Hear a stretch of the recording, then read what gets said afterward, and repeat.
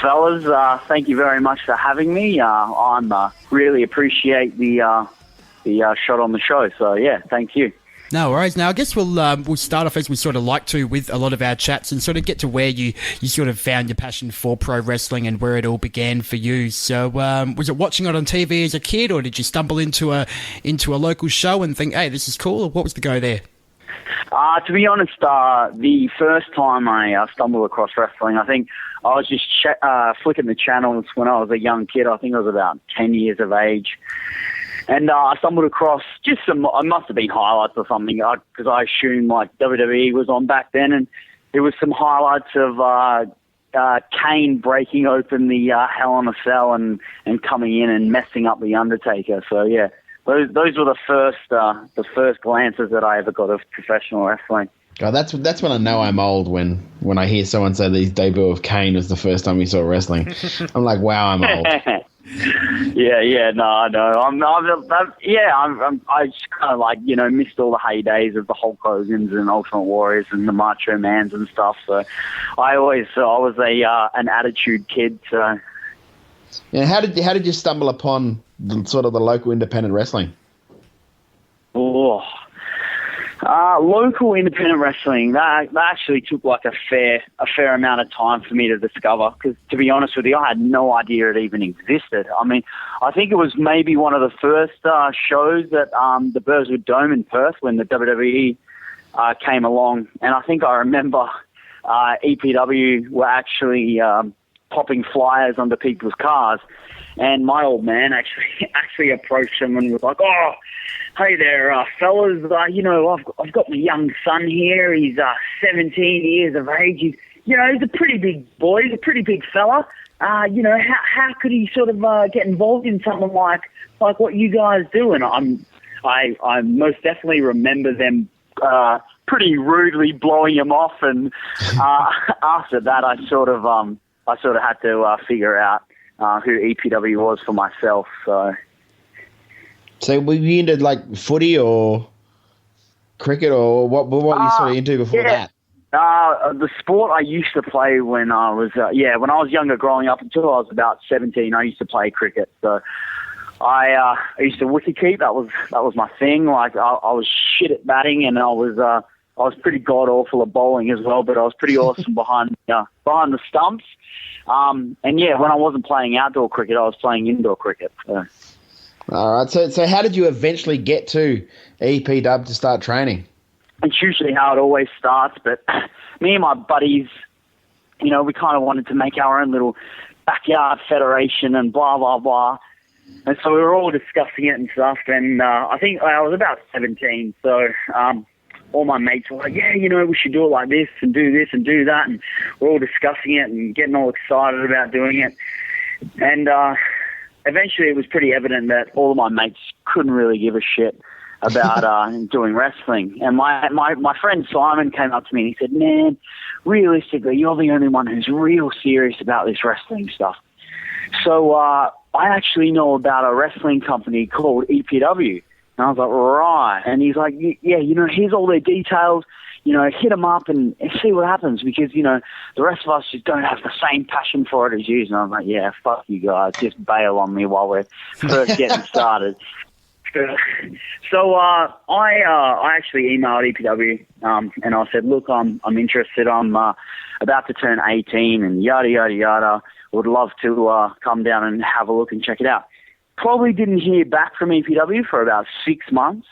And then I received an email from them saying, hey mate, if you're interested, we're actually opening, we're having a EPW tryout. Back in the day, like in the EPW day, like you had to complete this weekend tryout, and essentially they would decide whether you were successful or not. So if you could survive the 2 days, and believe me, it was fucking hell to survive those 2 days. I've heard things about the EPW Adelaide 2-day tryouts, and I've heard that they were just absolute brutality, run by Jag mostly. I think, but that's right. And then back in the day, it was guys like David Storm and FN Carnage and Jimmy Payne. Those sort of guys went over obviously to visit Jag and Cole Devani actually took them for the old, week-long try, and they taught them how to wrestle and such. And that's where it all sort of began with people like Jag and stuff like that helping us out to get everything off the ground initially. So they always sort of took that kind of style and approach to the training tryouts, and it was just absolute brutality.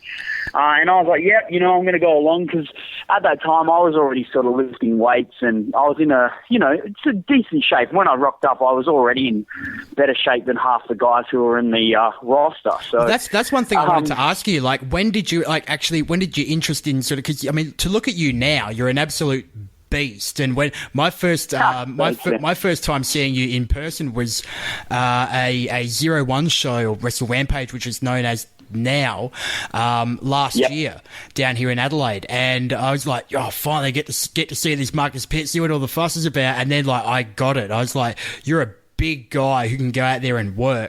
and yeah, but I'm serious. Like, it's when you used to going to local shows, it's so refreshing to be able to walk into a building and see talent in the ring and just look at them and go, that's a pro wrestler. There's no waiting for the main event or waiting for the real wrestlers to come out. You know what I mean? It's dead set. And so what was the drive to, I guess, get you into, to start bodybuilding and getting that size up? I must admit, when I was watching, once I discovered wrestling, once I was about 10, I just started watching it religiously. And mum and dad were I was like, Mum, Dad, I really want Foxtel because it's got wrestling on it and blah, blah, blah.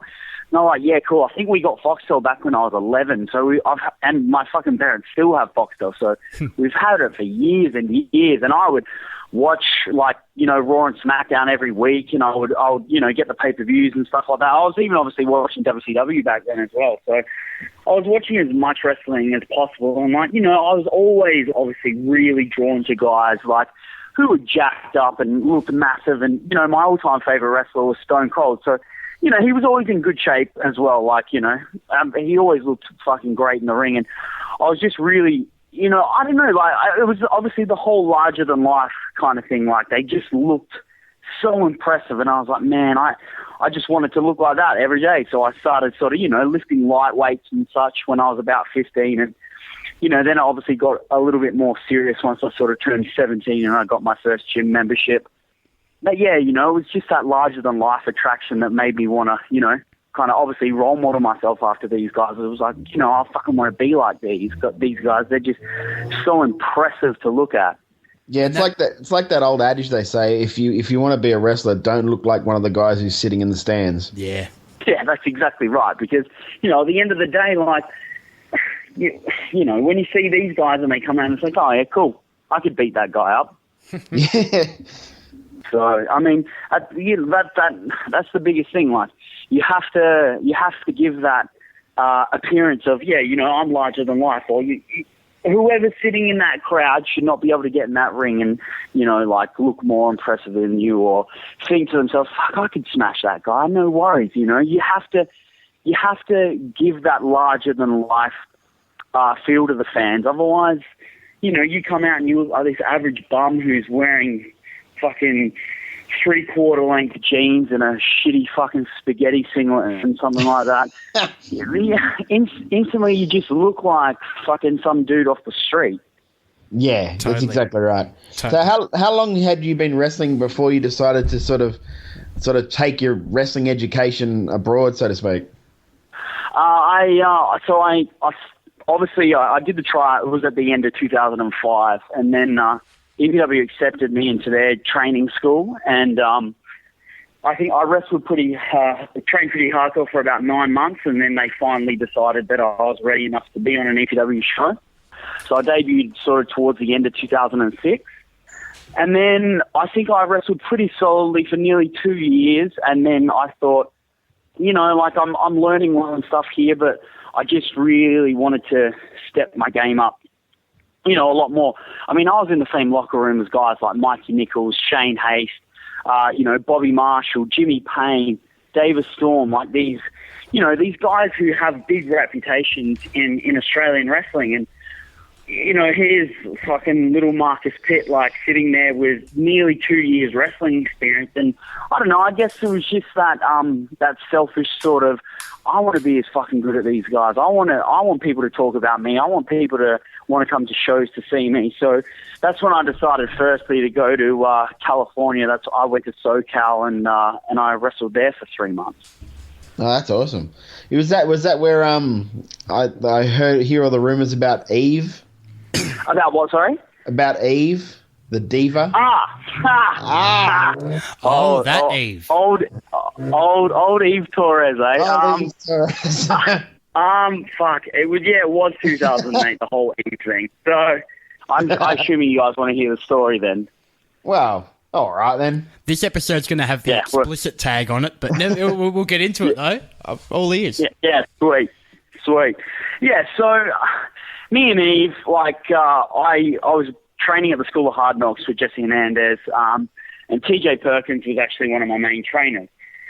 Anyway, once I'd obviously been training there, I think for about a month, Eve started coming to the school, and we were like, whoa, look at this girl. She's so amazingly hot and blah, blah, blah, and holy shit, Eve's getting in the ring. And so she started training at the School of Hard Knocks. Everyone was excited, just smoking hot. Newly signed WWE divas going to be like training with us all the time. And fuck, I didn't care that she was in the WWE. I just cared that she was absolutely stunning, man. She was just so hot. Yeah. And I was like, this is awesome. And I was like, I'm Australian, she's American, surely she's gonna, dig the accent or something. Anyway, so we start training and blah, blah, blah. And all the other shitty dudes at the School of Hard Knocks were sort of starting to hurt her and stuff a bit. Just recklessness and stuff and not having trained very long. So DJ actually said to me, he said, dude, I want you to take Eve over to the other ring and I want you guys to just train by yourselves.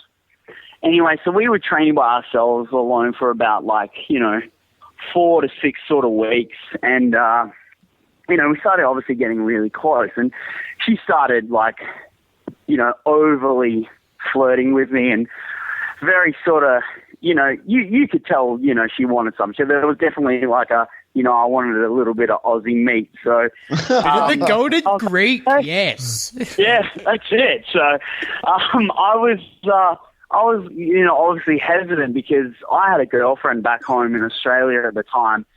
And I was like, I really obviously tried my hardest not to sort of do anything. And I didn't. I stayed faithful to my missus and, me and Eve remained really close and stuff the whole time. And I was thinking, man, fuck me, Eve Torres she wants the D, and I'm not fucking giving it to her. But, so I ended up being faithful and it was all good. So I fly back home and, all happy to see my girlfriend and stuff. And a couple of weeks later, it was discovered that the fucking whore had been cheating on me for the entire 3 months that I was away. Oh, serious. So wow. I was like, oh, great. I just want to end my life now. The salt in the wound, though, was WWE Magazine had an interview with Eve, maybe a couple of months later. And they were talking to her and stuff, and they were talking about, what she really, digs in a guy and stuff. And, she was talking about certain things, and she goes, I just love an accent. I really love an accent. She's like, I was actually training, with this Aussie wrestler for a couple of months, and I just, every time he opened his mouth, I just fell in love with him. She was like, he was just, and she was just fucking talking up the accent and how much she was in love with him, and I was like, yeah, it's just like, so yeah, that is my shitty Eve Torres story. So yeah, and unless you know a lot of jiu-jitsu now, there's no chance of that happening again. Yeah, that's it. Yeah. Her fellow's one of the Gracies, so I don't think I'd ever be approaching that situation. Yes. So. Yes. I want to see Eve in a no-gi contest. Definitely no-gi. Amazing. I agree. It sounds fucking awesome to me. Book that shit. Yeah, definitely. Let's book it. The USA, while you're over there with Shane Haste as well and AJ Istria. Was that the same sort of time around then? So the first time I actually went over to the US boys, I actually went by myself. I was there by myself for the first few weeks, and then actually Mikey Nichols came over and joined me. So me and Mike wrestled the scene there for the next 2.5 months together, and that was obviously awesome, because myself and Mike are, really close. Like Shane and Mike are two of my very, very best friends. So, that was really cool. Like, getting to wrestle with your best mate for 2.5 months in another country was really awesome. It was actually the tour in 2009 that I did. When I went back again for another 3 months, I was training over there with Shane and also Kyle Steria from EPW. Talking about Mikey and Shane, we've got to talk about TMDK. How did TMDK start? How did TMDK start? Mikey, I think it was when it was sort of 2009. So like Shane was still over in he'd actually gone back to America at the end of 2009, and Mike was over there, and they sort of like started tagging together and stuff. And at the time, EPW, like we created this awesome feud between EPW and Team Victoria, and Victoria were essentially like, it was Slex and Carlo who were, the main enemies. So while they were away, they started tagging together, and they actually like dubbed themselves Team Murder Death Kill. Okay. And so, so they were tagging together as TMDK in America. And then once they came back in 2009, they faced Carlo and Slex for the EPW tag titles at Reawakening at our big show, our big end of year show, and that was the very first time that they were called TMDK in an EPW ring. So it was established at the end of 2009. And so with the change to the Mighty Don't Kneel, was it one of those cases where it's like, oh shit, we got a heap of t-shirts and gear made up, we can't change the abbreviation now? What was the go there? I think it was essentially everybody loved the whole Team Murder Death Kill thing. It was funny. It was, fun. But obviously Mike and Shane wanted to go the real professional sort of route, and they wanted something that was different and something that, really stood out and really meant something. And, they obviously came up with the Mighty Don't Kneel, and I think they did a great job. And I don't think it was the fact that they'd already come up with the logo and stuff like that and such. It's just, I think they just happened to, funnily enough, fall into those 4 words, and they just, worked perfectly. It's a rare for a stable to be in indie wrestling. Do you ever receive like problems with like other bookers over the whole teams concept, or? I suppose not. I mean, sometimes we've run into a little bit of trouble, like with EPW shows being booked and sort of wanting to use people like Elliot Sexton and Jonah Rock and stuff like that. And, obviously Sexton usually wrestles, predominantly in Australia as a heel. So there's been a couple of times when he's been over here, I've been a face, he's been a heel, but, we've always made it work. At the end of the day, like, the TMDK thing is obviously, it's obviously our thing, and it's obviously, we obviously love to represent TMDK, but in saying that, in a place, for instance, such as like WrestleClash, I mean, like, it's a completely different world, like TMDK does not exist in that world. Like, at the end of the day, when I am booked by a booker, I will always, first and foremost, always do exactly what that booker wants or what that booker requires.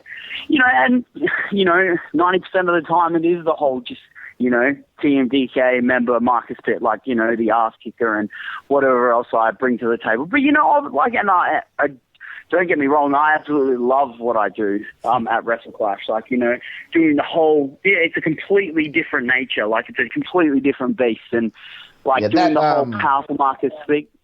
That drop kick spot you did with the ball was unbelievable.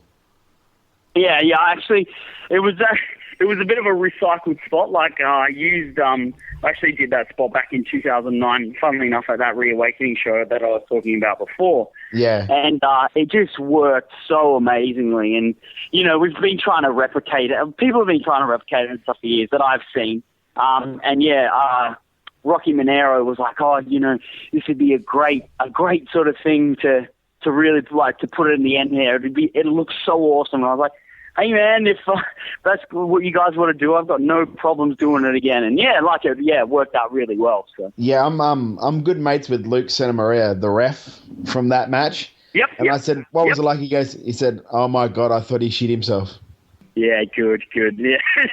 No, I've got to admit, fuck me, being the guy taking that must be fucking terrifying because it's so unpredictable. Yeah, especially through the table as well.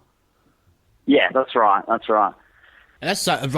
Rowan Herbstreit has been on the show in the past, and folks, if you want to learn more about WrestleClash, you can check out that interview from the past. He goes into WrestleClash in great detail, and it's a really cool night for those people in Melbourne. It's an over-18 show. We've got to get that out there first, but secondly, it's really great that it does cater to the casual sort of fan who may not watch wrestling, may not even like it, but for a great night out with their mates, it's got everything. Yeah, and back onto you too. You went back over to the States and trained at the Booker T school. What sort of did you get out of that?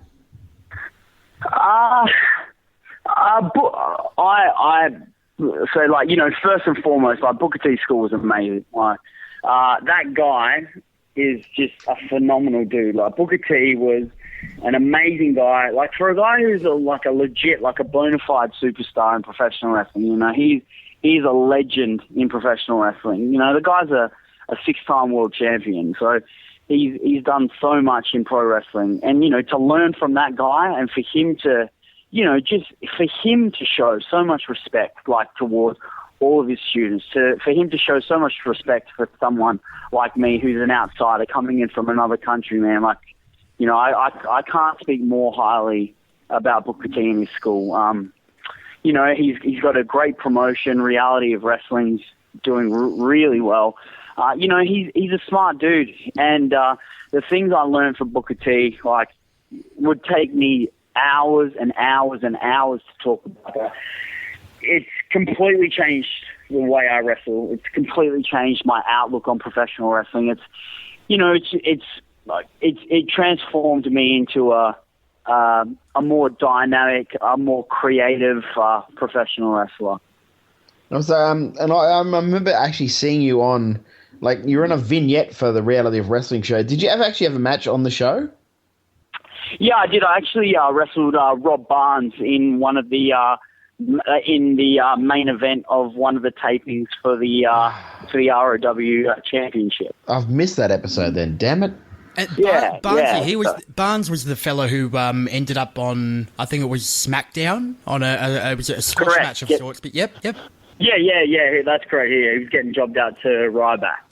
And I know that on Raw there was, I think it was the Raw this past week where they had the police officers come down in uniform, and they actually grabbed some guys from the Booker T school. They sort of reached out to him and said, "Hey, look, can you grab some talent?" Was there any opportunities like that sort of almost arose, or was it sort of that thing where with Barnesy they went okay, we need someone to get squashed, we'll throw this guy out there, that sort of thing? Well, unfortunately, there was so much of that. There was tons of that. But myself and Sexton, we actually arrived literally, I think it was 2 weeks prior. 2 weeks, 2 weeks before. 2 weeks after all that went down. So we were pretty devil about that. And then I remember, I'm pretty sure we left maybe 2 weeks before they were coming back. So it was just awful timing. Awful timing. Bloody timing. With that, does that sort of, being that you've trained now with Booker T, has that sort of given you inroads to maybe getting a WWE tryout, or? Well, essentially that was the plan. That was obviously my reasonings and stuff for going over there. And I learned a great deal, and I did learn a lot. But, unfortunately, sort of nothing really came out of it in terms of a WWE tryout or anything like that. But you just take it on the chin, man. And, that was my goal going over there. That's what I wanted out of that stint in America with Booker. But, you just take it on the chin and you put in your backpack and you move on and, just keep on heading towards that major goal. That's right. Have you ever thought of sort of doing the Noah thing that Jonah Rock's done, and then of course Mikey and Shane have done? Because I think Japan would be a great place for you with your style as well. Yeah, man. I mean, like, that's it's definitely something that's being worked on. It's definitely something that's in the card. But with pro wrestling, I mean, something can be said and a completely other thing can be done. So, I mean, at the moment, it's definitely something that's in the works. But as far as, that little bit of info, I can't really tell you guys anything more because I really don't know anything more. But it's definitely something that's in my sights. It's definitely one of my goals. I'd love to go over there for 3 months and train hard and, show Noah what I've got. That was actually a question that one of our listeners, young Brandon, had for you there, if you wanted to know if you were going back to Japan. So anyway, shout out to you, Brandon. Also, a couple of others here. We've got Kyle from Adelaide, long-time listener. Hey, Kyle, how you going, dude? He wanted to know if you feel that you will be a Wrestle Rampage Australian National Champion by the end of the year. And number two, he also wants to know if there's anyone in Australia that you haven't worked a match with that you would like to, either in a tag or one-on-one. So talking about Wrestle Rampage firstly, I absolutely love Wrestle Rampage. They're my second home. I mean, like I said, Jag's done so much for EPW from my home, so I have nothing but love and respect and admiration for that company and all the people that run it. In terms of becoming the Wrestle Rampage Australian champion, man, you bet your ass it's happening this year.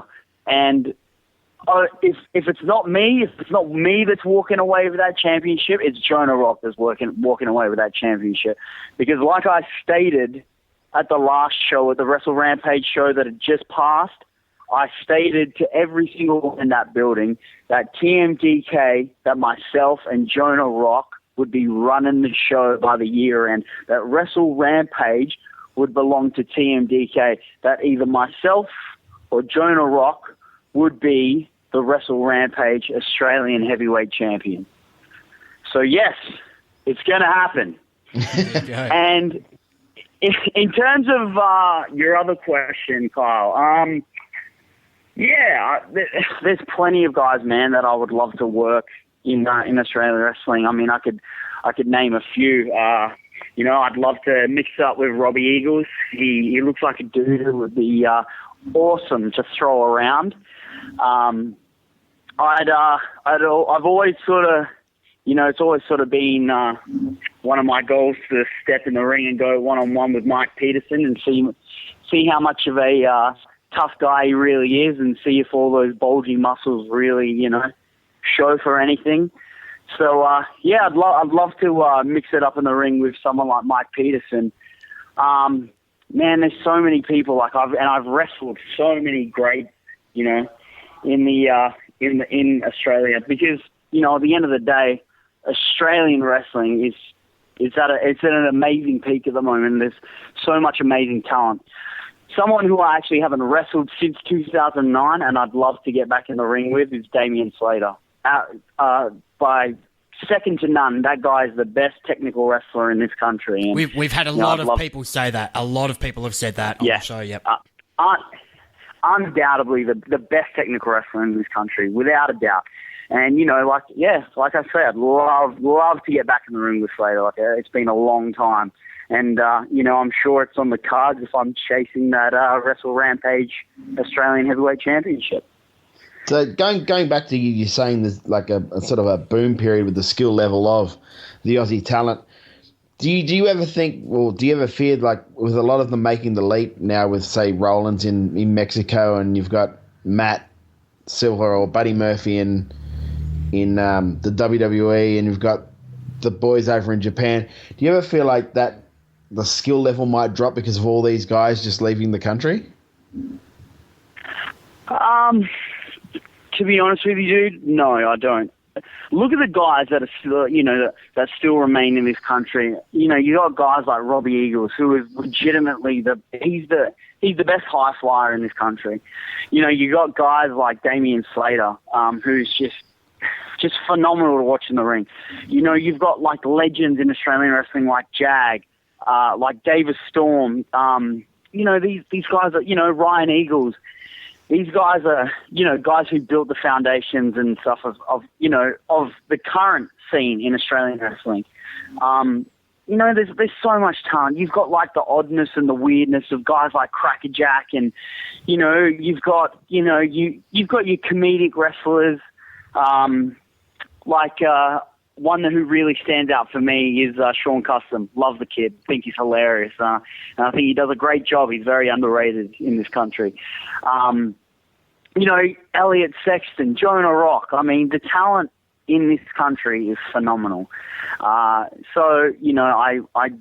don't believe the talent level is going to dissipate just because guys like Mikey Nichols and Shane Hayes and Ryan Rollins and Matt Silver don't currently wrestle in our country.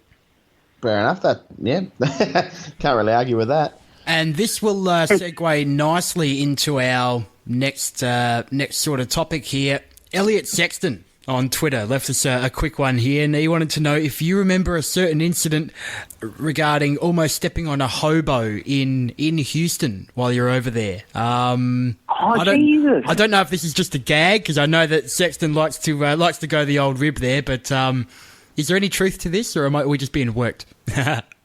He is the worst guy, I tell you what. He just likes to make me look like such a dipshit. But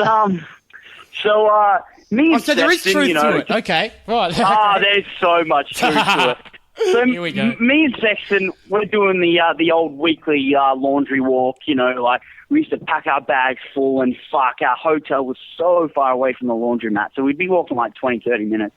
Anyway, we're walking, and we've done our laundry and we fucked around there, and we're both starving. And, me and Sexton, we always hit up Denny's. That was our place. So you go to Denny's, you get your chicken and broccoli, which I used to always eat, and then I would sit there and watch that prick eat pancakes and fucking hash browns and ice cream and whatever the fuck else he wanted to eat, because he's just so genetically gifted, the prick. And I'd be sitting there eating my shitty broccoli and chicken and not having any sauce on it, and it just was hating life. Anyway, on the walk on the way to Denny's, we're walking and we're chatting and blah, blah, blah. Anyway, we're walking underneath like this, just like a bridge kind of thing, like that kind of thing. It was pretty dark and stuff. And we're chatting and walking, and he was giving me shit about something. And I'm like, oh, yeah, blah, blah, blah, dickhead. And I turn around and start walking backwards because he's chatting away.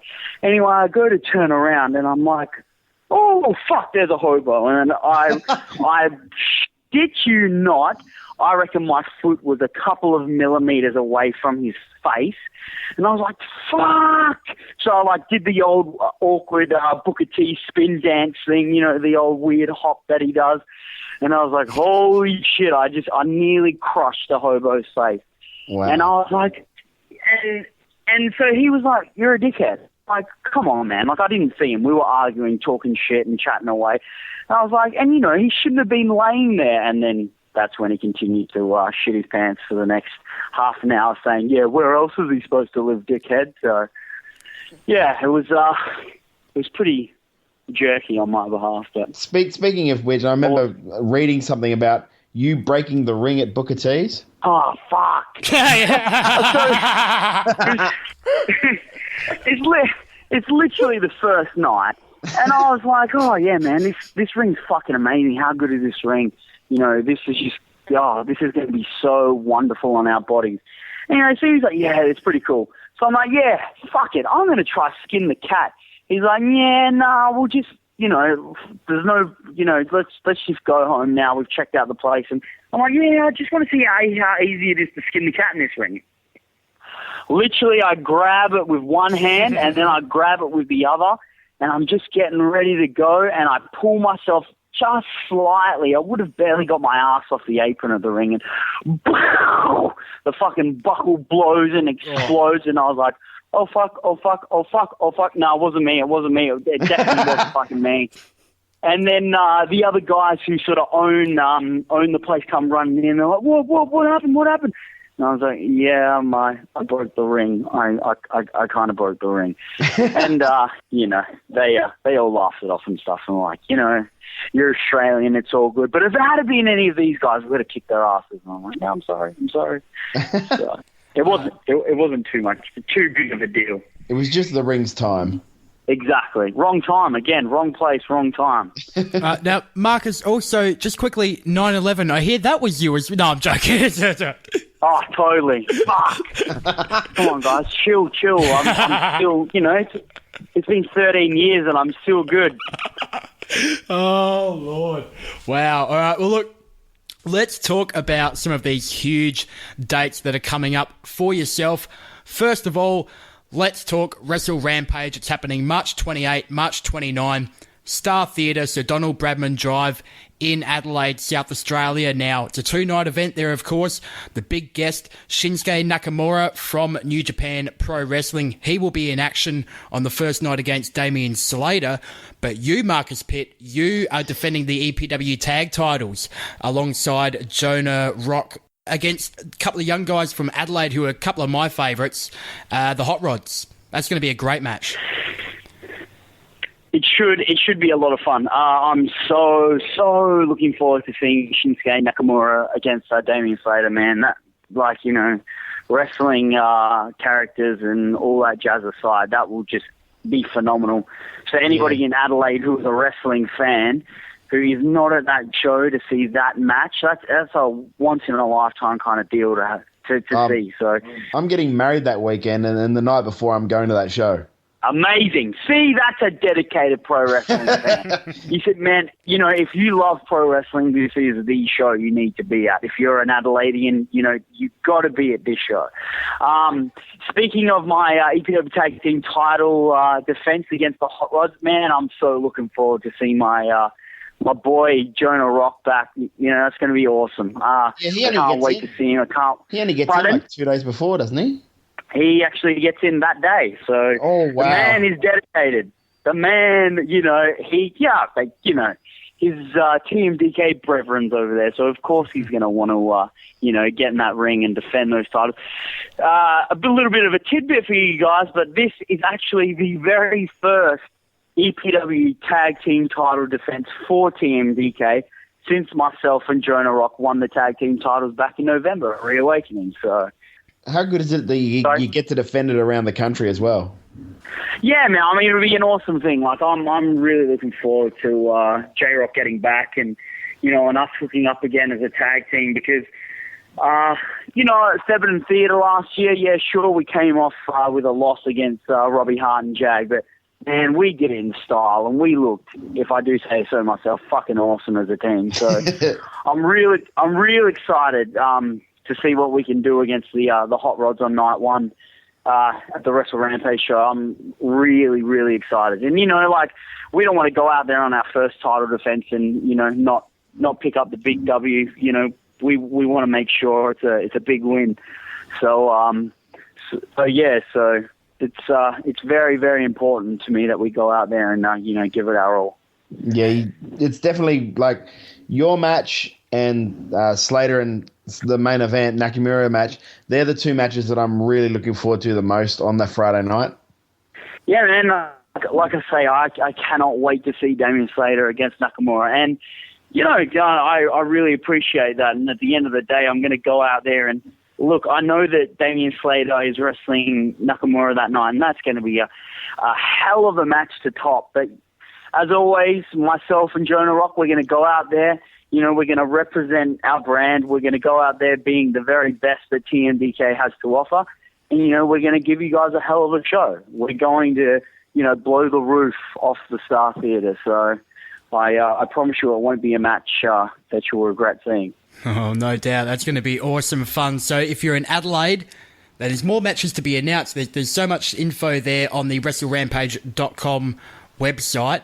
Now, you can get your tickets for one night. It's $20 for adults and $15 for kids. And then if you want to get a pass for both nights, adults, it's only $30 and kids, $20. So if you want to go to both nights of action, that is an absolute steal right there. And all pre-purchased tickets will gain you access into the venue 15 minutes prior to the general public. So the doors open at 7:30 and then the show starts at 8, and that's at the Star Theatre on Sir Donald Bradman Drive. And it's going to be an awesome weekend of wrestling action. That, and then the next week you're off to WrestleClash to face your TMDK stablemate Elliot Sexton. And WrestleClash, awesome night. Tell us about what fans can expect there.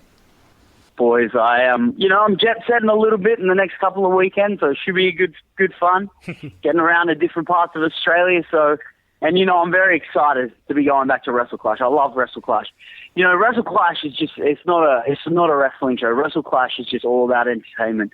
People who don't like wrestling, people who despise wrestling will come along and they'll have a laugh. It's one of the most interactive shows that I've ever wrestled on.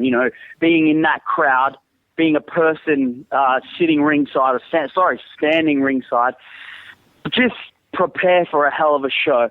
I mean, we have a main event, the main event of, Mr. America going up against the madman, something Hussein. He's a terrorist. He's a terrorist. You got Captain America kind of thing going up against an Iraqi sort of terrorist. How can that not be awesome? How can that not be entertainment? So it's WrestleMania 7 all over again. About. Oh, it's going to be amazing. The Amigos against Rocky Monero, Juicy, and Slex, your boy. That's going to be a heck of a lot of entertainment just in that one alone. That should be fantastic. And then of course, you've got the powerful one, Marcus Pitt, of course, going up against. I know it's a stable member, but like I say, in the world of WrestleClash, there is no such thing as TMDK. So Elliot Sexton's just another guy that I'm going to try and kick right in the dick. So, as opposed to getting punched in the dick, which I'm sure he'll be trying to get a few of those in. And that's before that's way before the match even. That's got nothing to do with, that's away from the lights, That's right, yeah. That's in the locker room and all that kind of stuff. So that's the All-American Clash. It's All-Americana themed. Budweiser are on board. It's at the 1,000-Pound Bend, Little Lonsdale Street in Melbourne's CBD, Friday, April 4th. Tickets are $20 online or $25 at the door. Doors open at 7. Show starts at 8. You can get your tickets and all your info at wrestleclash.com.au. So if you're in Melbourne, Victoria, right there is your chance to see Marcus Pitt in action. And then EPW Perth, I believe it is April 25th, if I'm not mistaken, or 26th? 26th. There it is. Collision Course happening. And are you going to be in action at that event? Are we going to see the tag titles defended? Do we know what's happening? Well, unfortunately, I'm quite sure that, as it does happen from time to time, there will be a WrestleClash. Sorry, not a WrestleClash, a Wrestle Rampage show happening at the same time. So myself and Jonah Rock will be separated for the night. So it's a bit sad, but no, I believe I do have some worthy opponents for that night. I believe it will be in a 4-way. I won't let anything out of the bag, but you definitely will see Marcus Pitt on that show. But we've got a sensational main event, happening that night.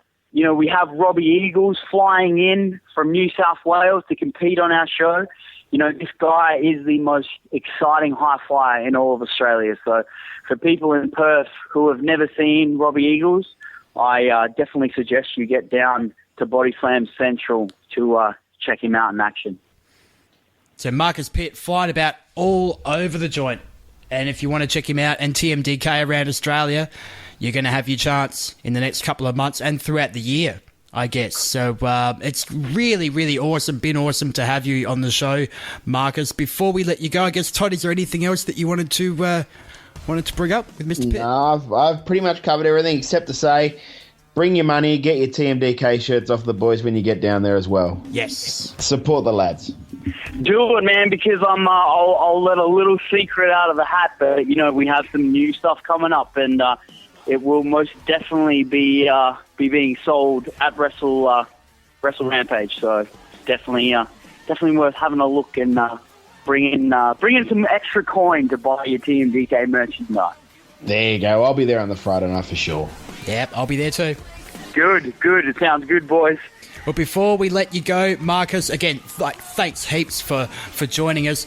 Get your plugs out the way, your Twitter, Facebook, TMDK, where people can get a hold of merch if they want to grab some stuff online, all of that stuff. The EPW Training Academy even, let us know all about it.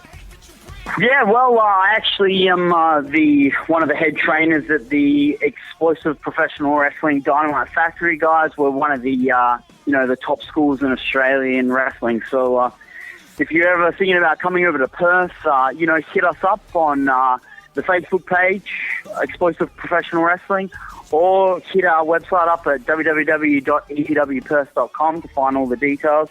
We'd love to see some new faces around the joint. We'd love to see some, current wrestlers working in Australia around the joint. So that'd be lovely to see. But for all your TMDK information, updates, events, merchandise, everything TMDK, you need to hit up our Facebook page at TMDK. It's very easy to find. Just type in those 4 little letters into the search bar. Aside from that, guys, merchandise and such, it's as simple as just hitting us up on the Facebook page and, letting us know what you want, and we'll sort it out from there. So for everything and anything TMDK and Explosive Pro Wrestling, Wrestle Rampage, WrestleClash, just hit us up on Facebook, guys.